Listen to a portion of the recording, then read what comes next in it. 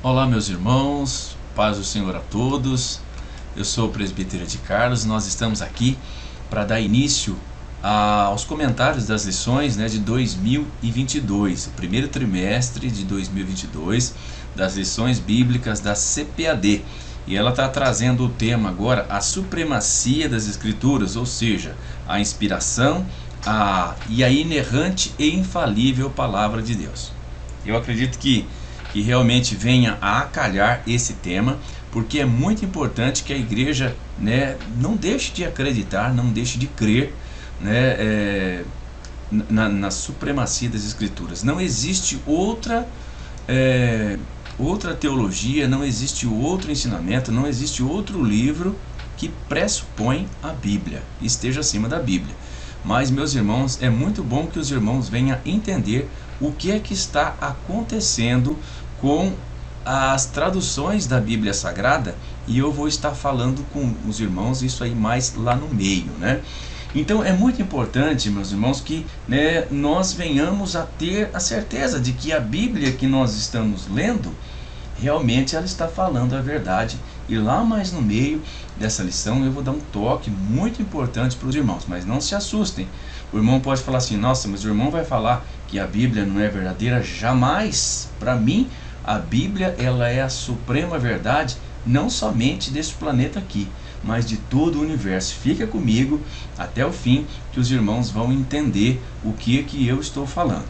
Eu hoje, pela graça e misericórdia de Deus, eu sou um estudante de teologia, estou fazendo faculdade de teologia, mas tenho um curso de teologia à parte, Tenho um curso de teologia à parte e aprendi muito a respeito das Escrituras com esse curso de teologia, muito mais do que estou aprendendo na faculdade. Verdade, porque o curso de teologia ele é 100% fundamentado na teologia. Já o curso da faculdade tem tanta coisa que para mim é desnecessário. Porém, nós temos que correr atrás desse título. Eu gosto, então estou pesquisando outras coisas. Para o reino de Deus, 30% do conteúdo da faculdade parece que é o que interessa para o reino de Deus. A outra porcentagem interessa para conhecimentos gerais. E nós vamos estudar a respeito da supremacia das Escrituras Sagradas, que é o tema desse trimestre, que vai falar sobre a inspiração, sobre a inerrância e sobre a infalível Palavra de Deus, que realmente a Palavra de Deus ela é infalível.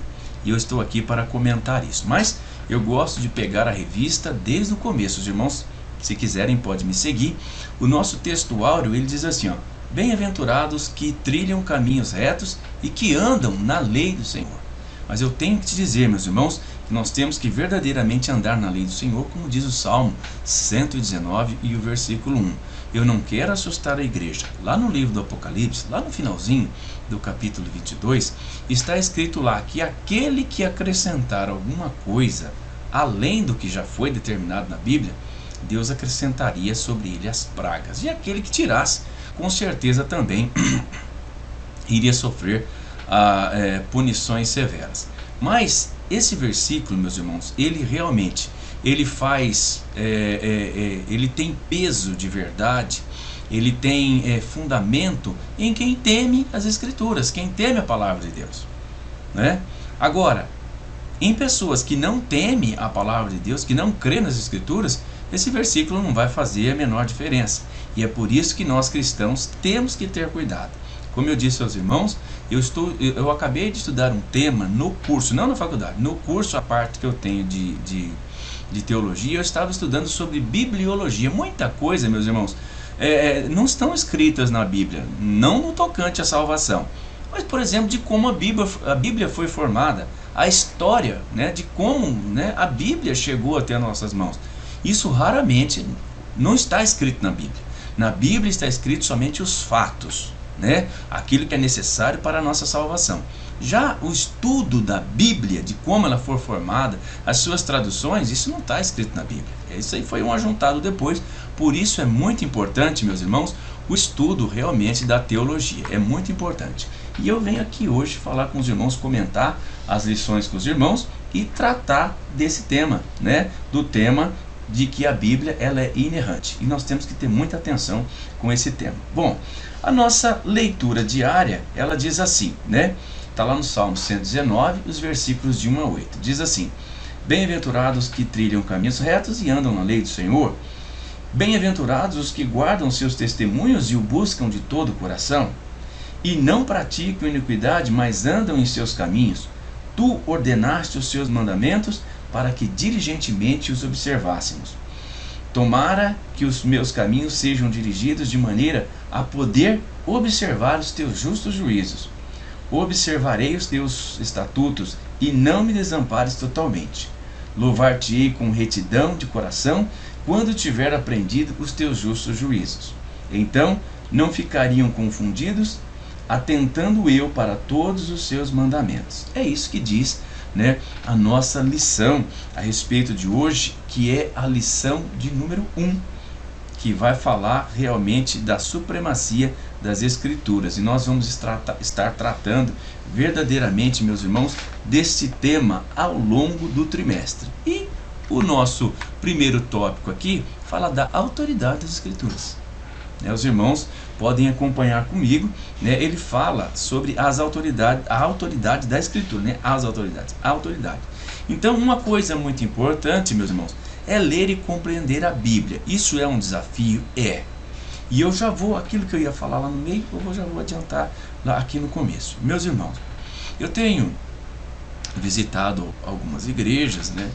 E muitas vezes eu vejo com que o pastor, ele convida a igreja para fazer aquela leitura responsiva, né? Ou seja, o pastor lê um versículo e a igreja lê o outro versículo. Mas a Bíblia, meus irmãos, eu estava contando aqui só, eu tenho uma Bíblia no celular, eu estava contando, só ali tem 28 versões diferentes da Bíblia Sagrada. E a que mais está fazendo sucesso hoje é a Bíblia na linguagem de hoje, né? E como eu disse aos irmãos, como eu sou um estudante de teologia, eu estava estudando, meus irmãos, e só no Novo Testamento já foi detectado que foram suprimidas 7.000 palavras ou expressões da Bíblia na linguagem de hoje. Os irmãos não se escandalizem com aquilo que eu vou dizer agora. Houve na Inglaterra o lançamento de uma Bíblia numa linguagem ultramoderna, que ele mudou a inocência das palavras da Bíblia, aquela inocência sem maldade nenhuma, que aqueles tradutores da Bíblia, aqueles que escreveram a Bíblia, tanto no Velho Testamento como no Novo Testamento, tinham um padrão de palavras. Os irmãos vão entender o que eu estou falando a respeito das novas traduções que estão tendo hoje. Hoje existe a Almeida corrigida, aumentada, ampliada, atualizada, e tem também a corrigida fiel, né? Para os irmãos terem ideia dessa Bíblia que eu estou falando na Inglaterra, isso já faz uns 5 anos que eu li essa matéria. Por exemplo, a Bíblia lá em Adão e Eva está dizendo assim, quando, né, logo após eles forem expulsos do paraíso, que eles tiveram lá o primeiro filho, a Bíblia traz o seguinte termo, né? E Adão conheceu a Eva. Nessa Bíblia que saiu na Inglaterra, ele transformou a inocência das palavras desse versículo numa coisa meio que pornográfica. Quando a Bíblia, na linguagem antiga, diz assim, e Adão conheceu a Eva, noutra tradução, fala assim, e Adão entrou a Eva. Nessa tradução, dessa linguagem ultra contemporânea, está dizendo assim, né, que Adão transou com Eva, dando um sentido pornográfico às santas, sagradas da Escritura. E pelo que diz o estudo que eu estava vendo, é campeã de venda essa linguagem. Qual que é a linguagem, né, que nós cristãos devemos ter nas nossas escrituras sagradas, né? Como eu estava dizendo para os irmãos, daquela leitura responsiva que os pastores fazem nas igrejas, né? Onde o pastor lê um versículo, os irmãos lê outro. Eu percebo, os irmãos também já devem ter percebido isso daí, que vira uma guerra. Por quê? Porque cada irmão lê a sua Bíblia na versão que ele tem. E hoje nós não temos uma doutrinação de qual versão da Bíblia a gente deve usar. Eu digo aos irmãos que é um consenso entre aqueles que estudam a teologia. E isso, meus irmãos, só a teologia para poder ensinar, porque é o estudo de como a Bíblia foi formada, né, as formas que elas foram traduzidas, os compêndios dos livros, como que eles foram juntados, é só a teologia que vai explicar. Mas Deus nos escolheu a outros irmãos para fazer esses estudos, né, para indicar aos irmãos qual é a Bíblia mais correta. Né? Se os irmãos não sabem, os irmãos vão ficar sabendo agora. Se sabem, vamos, né, juntos aqui renovar o nosso entendimento a respeito das Escrituras Sagradas. Os irmãos sabem que o Velho Testamento ele foi escrito no hebraico. Porém, quando Israel voltou do cativeiro, aí ele continuou sendo escrito já no aramaico. Já o Novo Testamento ele foi produzido 100% no grego, tá certo? E a partir do grego, né, que é do Novo Testamento, a partir do grego foram feitas as outras traduções, né? Aí tem, né, a tradução por equivalência dinâmica, onde os tradutores do passado, isso não foi agora, viu, irmão? É 500 anos para trás. Aí. Os tradutores liam um versículo, né, que vinha realmente das Escrituras Sagradas, os demais versículos ele fazia como ele queria. Essa é a tradução por equivalência dinâmica. E existe a tradução fiel, que é a tradução do texto recebido, que é do grego, que veio para as outras línguas.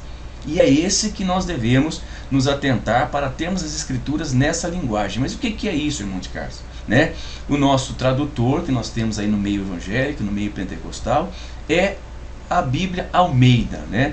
É o tradutor Almeida, João Ferreira de Almeida, que foi o tradutor. Então, o texto recebido foi aquele texto que foi escrito em grego e veio, ó, aqui, ó, essa aqui é a receita. Agora vocês veem como é que vocês vão fazer o bolo. É mais ou menos por aí, né? Então, o texto recebido é a primeira tradução do grego. E é desse texto recebido que vieram, né, as outras traduções. E hoje, no Brasil, a tradução da Bíblia que mais se aproxima do texto recebido, que foi o texto, eu estou dentro do Novo Testamento e também do Velho, que é o texto, né, escrito em grego, mais especificamente ao Novo Testamento, é a Almeida Corrigida Fiel. Aí vem atualizada, ampliada, revisada, mas os irmãos, quando forem comprar uma Bíblia, comprem a Almeida Corrigida Fiel. E assustem, irmãos. Existem rumores que até eles estão colocando a Almeida Corrigida Fiel, na verdade, numa versão que não é a Almeida Corrigida Fiel. E isso é complicado. Por isso que nós temos que ter em mente que nós temos que procurar, né, a melhor tradução da Bíblia. E essa é a que eu indico aos irmãos. Nos tempos do fim, meus irmãos, as coisas realmente não seriam fáceis para ninguém. Então, é missão nossa aqui como comentarista, né? Eu nem me considero um professor de escola bíblica, de jeito nenhum. Eu me considero um comentarista que trago aos irmãos as coisas que realmente a igreja precisa saber, tá certo? Então, na apresentação da lição, nós temos alguns objetivos aqui com os irmãos. O primeiro deles, relacionar a origem da Bíblia com a revelação divina. Depois, né, pontuar com os irmãos as evidências de autenticidade da Bíblia. E depois, ainda, apresentar a mensagem da Bíblia. E, por último, a motivação, né? A origem da Bíblia com a revelação de Deus. As evidências da autenticidade da Bíblia. Tudo isso nós temos que tratar com os irmãos, né, neste momento que nós estamos estudando as Escrituras. Então, aqui na introdução diz assim, ó, a autoridade da Bíblia fundamenta-se em seu autor. Quem que é o autor das Escrituras, meus irmãos? Deus. Mas agora os homens estão falsificando ela. Quanto mais linguagem antiga os irmãos pegarem das Escrituras, não jogue aquela Bíblia que você tem lá de 1940, 50, 60, 70, não jogue fora. Porque as Bíblias que estão chegando agora, só pela misericórdia de Deus, elas estão vindo, como eu disse aos irmãos, né, só no Novo Testamento, mais de 7.000 palavras ou expressões foram, né, simplesmente extintas da Bíblia. Eu não vou falar aqui porque não é o tempo agora, mas aqui no meu canal eu tenho um curso de teologia, eu tenho um curso de teologia. O que eu estou estudando, eu estou colocando aqui no meu canal, que é para relevo espiritual e conhecimento dos irmãos, certo? Então, meus irmãos, a autoridade da Bíblia se fundamenta onde? Em Deus. Mas e se os homens falsificar a palavra de Deus? Como é que nós vamos fazer? Aí nós vamos ter que ir para a oração. O que eu acredito é que o que nós sabemos, meus irmãos, o que nós sabemos das Escrituras, Deus já colocou no nosso coração. e não vai ter falsificação nenhuma que vai tirar isso de nós.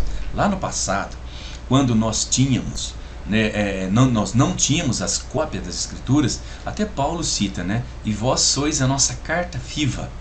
Hoje nós temos o dever de guardar a sincera palavra de Deus no nosso coração e transmitir às gerações futuras. Porque quando a Bíblia diz assim que nos últimos dias, né, seriam dias difíceis, até isso estaria incluído, né?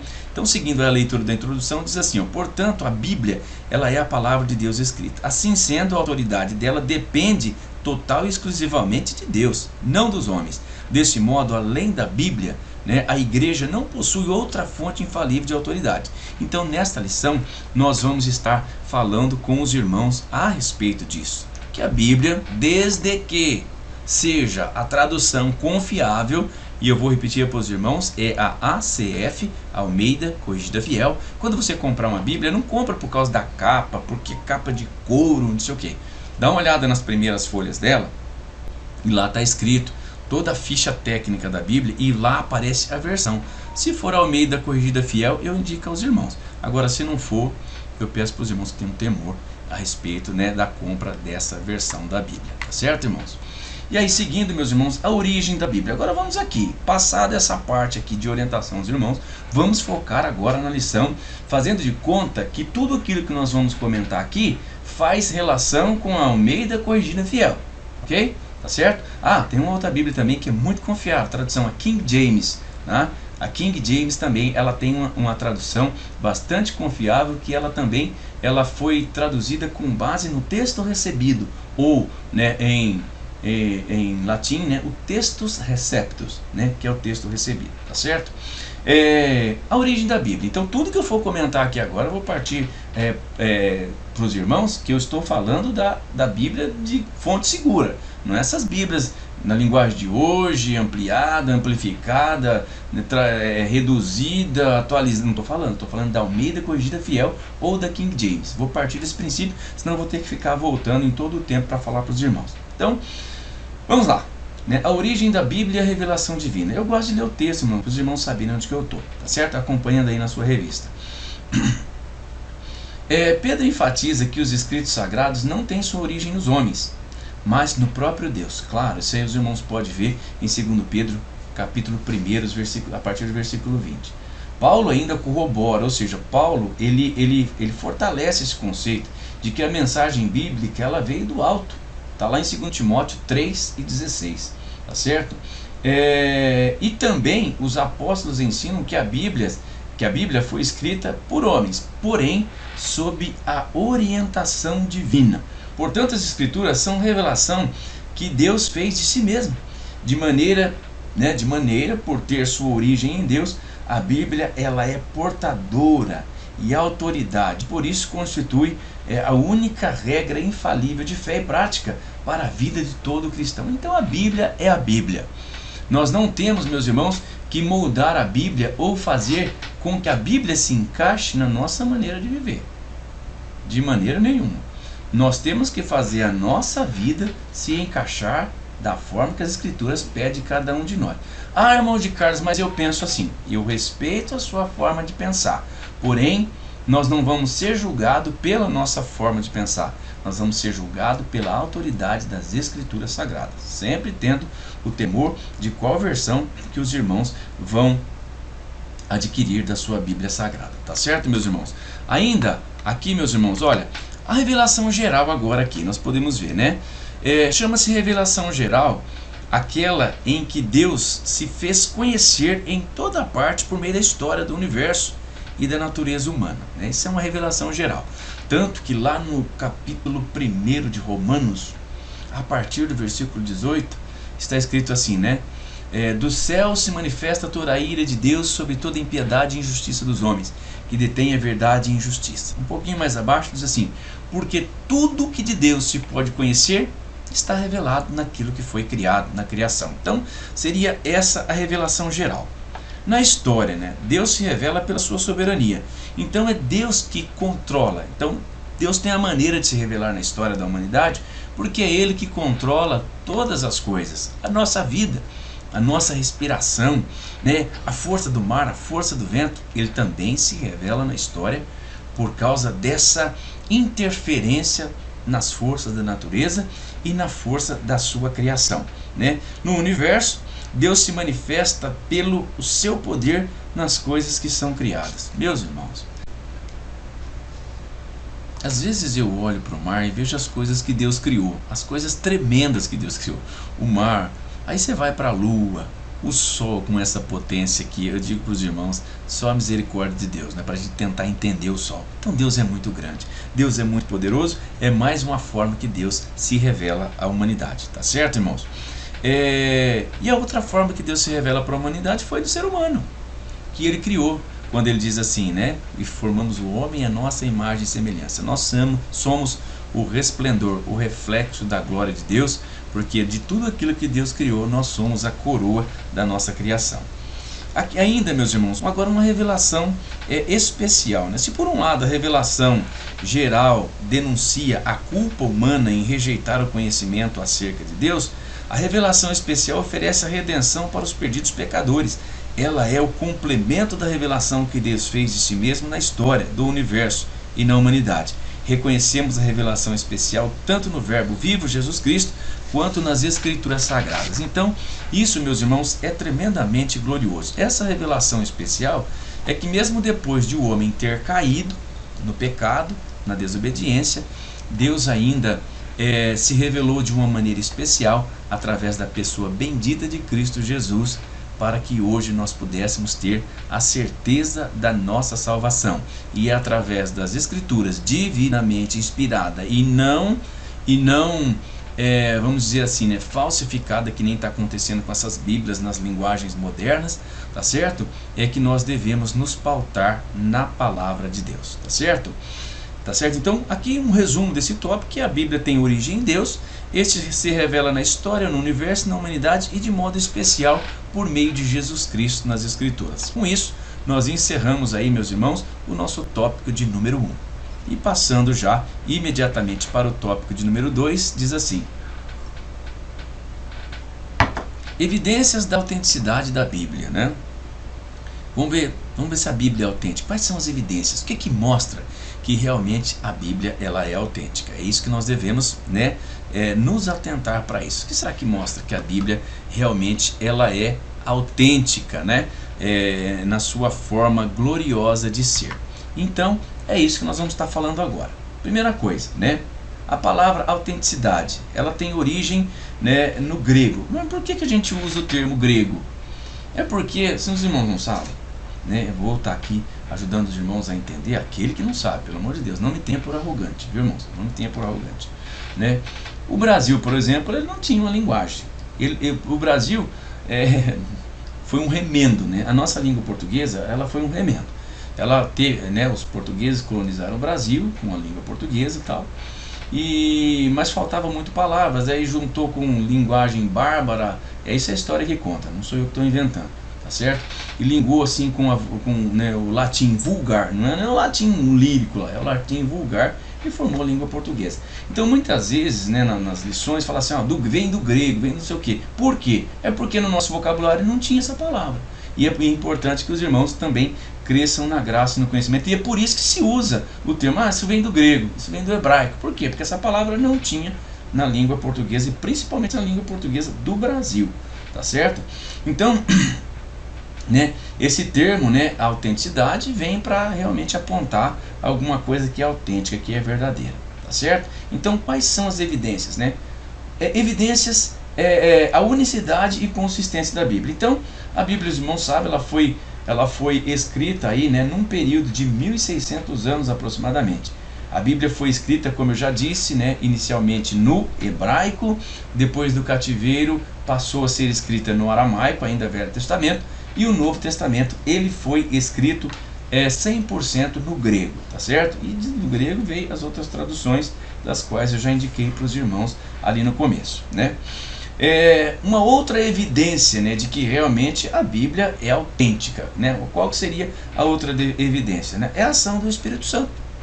Por meio da leitura da Bíblia é possível ouvir a voz do Espírito Santo, porque a Bíblia não fala assim, meus irmãos, a Bíblia fala, né? É o modo de dizer. A Bíblia fala que é o Espírito Santo que convence o homem do pecado, da justiça e do juízo, não é assim?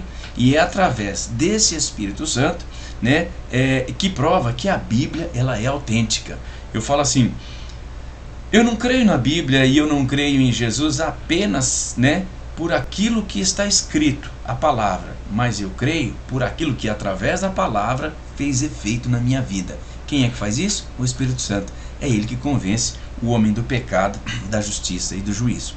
Uma outra coisa que faz com que nós realmente venhamos a ter, né, a Bíblia como autêntica, seria, meus irmãos, as profecias de eventos futuros e que estão se desenrolando no dia a dia, né? Por exemplo, nós estamos vivendo agora em época, já vamos entrar aí quase que no terceiro ano, a partir de mês de março, né, se não me falha a memória, nós vamos entrar no terceiro ano da crise pandêmica do coronavírus, tá certo? Os irmãos sabem do que eu estou falando, que atingiu o mundo inteiro numa proporção avassaladora e numa velocidade praticamente no mínimo do som, né? Para não falar da luz, no mínimo do som. E atingiu o mundo inteiro. O mundo ele foi cercado por diversas doenças assim vamos falar assim, né, de alcance global, né? A peste negra, a peste bubônica, não sei o que, tantas outras doenças aí que não cabe agora falar a mim, né?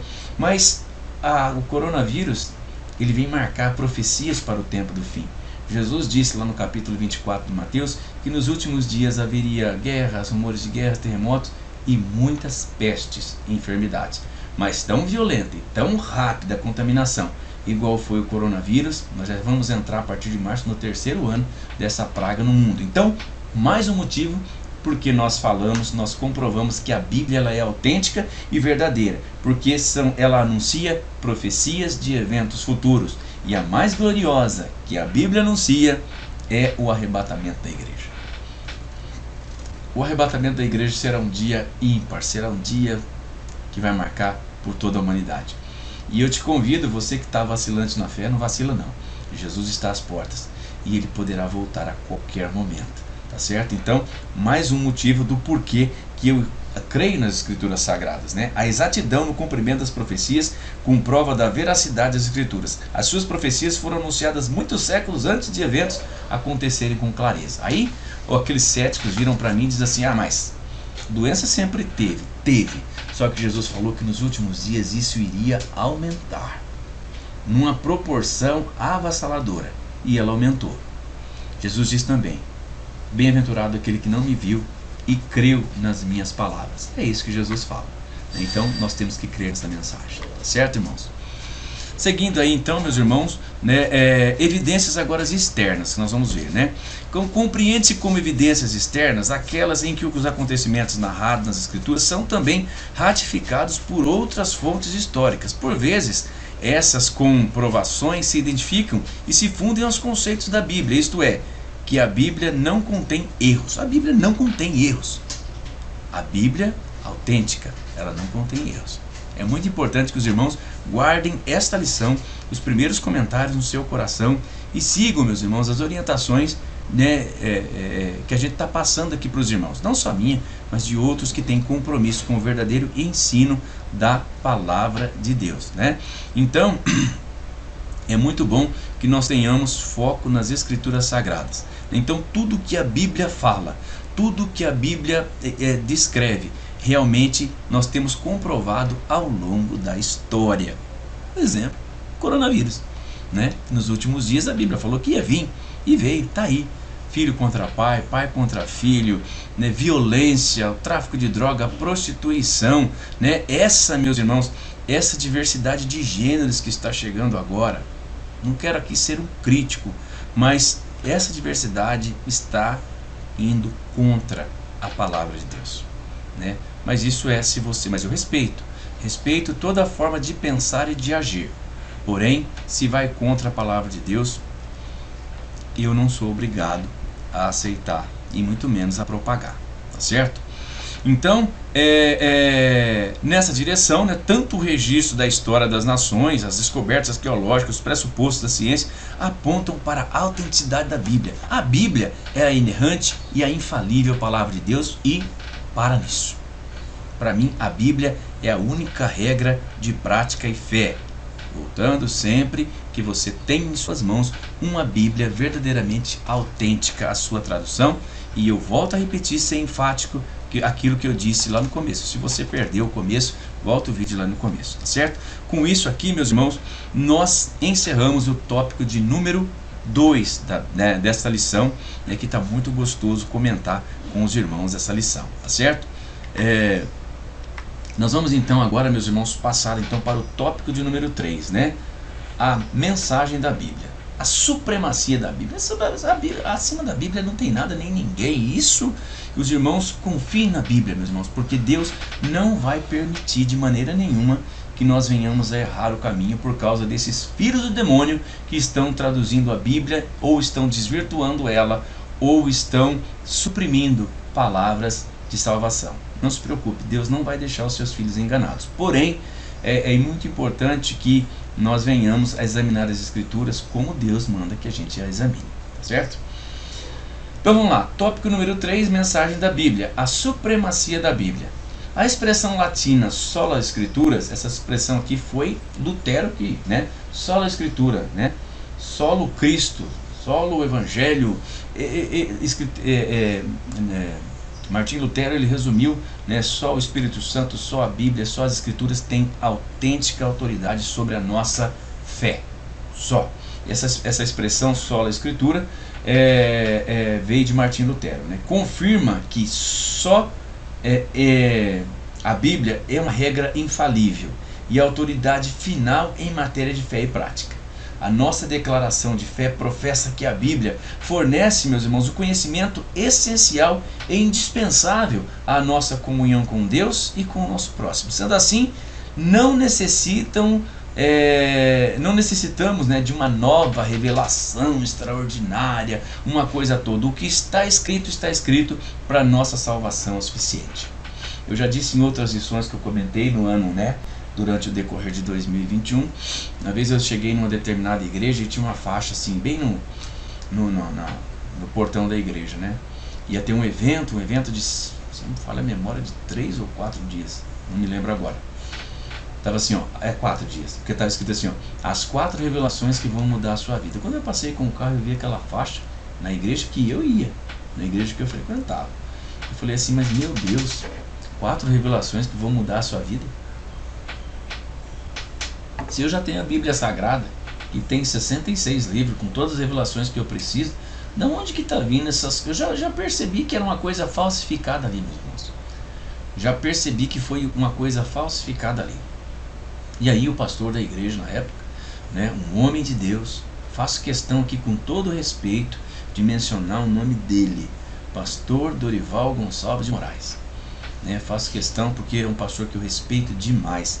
Se não fosse Deus usar esse homem em suas mãos para desmascarar 3 ou 4 falsos profetas, a igreja seria dizimada aquele dia. E isso eu tenho agradecimento e louvo a Deus pela vida do pastor Dorival, que, usando a autoridade de Deus, repreendeu e envergonhou Satanás em cima do púlpito, na frente ali de mais de 1000 pessoas que estavam naquela igreja naquele dia. A outra, meus irmãos, além da supremacia da Bíblia, que nós já mencionamos aqui, que é só as Escrituras e fora das Escrituras não existe outra coisa. Certa vez, eu não me lembro o país agora, chegou alguns jovens estudantes de filosofia e perguntaram para o dono da banca, né? Nós queríamos um livro da filosofia da verdade. Aquele homem falou assim, nós não temos esse livro aqui, a gente não vende esse livro aqui. Se eu estivesse lá, eu diria para eles assim, olha, vocês querem um livro com a filosofia da verdade? Eu tenho para vocês a Bíblia Sagrada. Ela tem a filosofia da verdade, profunda. Fora da Bíblia não existe outro texto. Eu sei que a Bíblia diz assim, ó, examinai tudo e retende o bem. Mas somente a Bíblia diz assim, olha, medita nessa lei de dia e de noite, para que você não se desvie nem para a esquerda nem para a direita.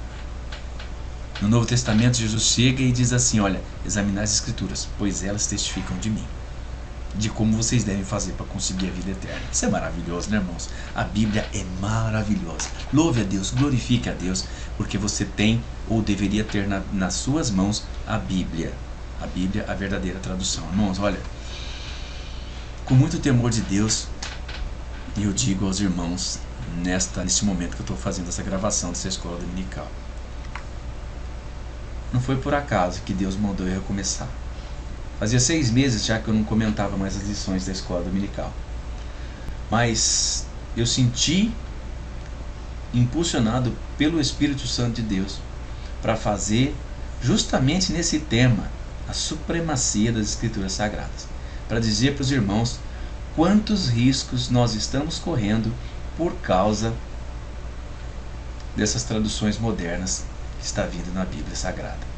Eu te convido a ficar ligeiro, eu te convido a ficar esperto, né? Tem pessoas que justificam para mim, mas é nessa linguagem de hoje que eu entendo. Para mim não justifica. Se você não sabe o significado de uma palavra que a Bíblia traz, né, em linguagens mais antigas, vai para o dicionário que você consegue, né? Para de aceitar somente aquilo que te vem às mãos. Corre atrás do conhecimento, né? Corre atrás do conhecimento e Deus vai te dar todo o conhecimento que você precisa, tá certo?